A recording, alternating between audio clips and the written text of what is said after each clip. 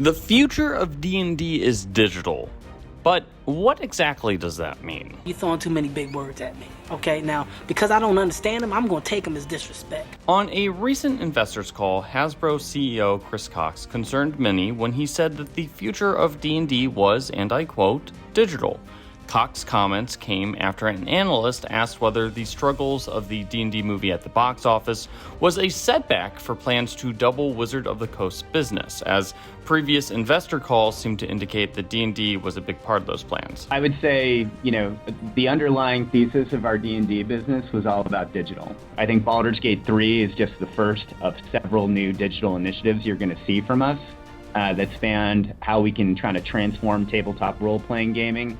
Now, Cox pointed to the success of Baldur's Gate 3, which he called a Game of the Year contender, and noted that Hasbro will make more money off of licensing Baldur's Gate 3 than they have of the last 5 to 10 years of film licensing combined. Now, in this case, Hasbro's film licensing business has been relatively modest, as the company has mostly stayed in-house with producing films based on its big toy franchises, instead of just licensing them out to studios like what Mattel did for the Barbie movie.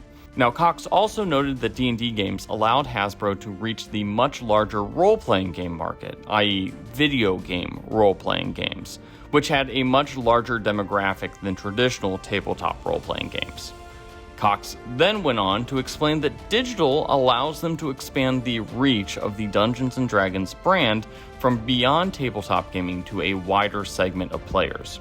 And what digital allows us to do is kind of take that tabletop role-playing game TAM that we have in the world, which is, probably about 80 million people who participate in those hobbies and frequent that kind of channel, and take our brand like D&D to 800 million people who play role-playing games. Now, there's two specific things to take away from Cox's statement. Fans probably recognize his plans to transform tabletop gaming as a likely reference to the D&D digital VTT, which Wizards has been developing for over a year. Now, that's not close to completion to the best of our knowledge, but it still seems to be a major factor in Wizards' future plans. It also seems that Hasbro has plans to release several more D&D video games in the future. At one point, Hasbro had a full pipeline of D&D video games in the works, but several were allegedly cut at the beginning of the year, and it seemed like those plans had kind of petered out. Now, given that there was some discrepancy on how many of those games were actually canceled, Hidden Path Entertainment, for instance, said that their D&D game was still on despite the fact that Bloomberg reported that their game had been canceled, so who knows what's actually going on there. It's possible that some of those games are still being actively developed, and they could be as successful as Baldur's Gate 3, or probably close to being successful, as several of them are described as being AAA games.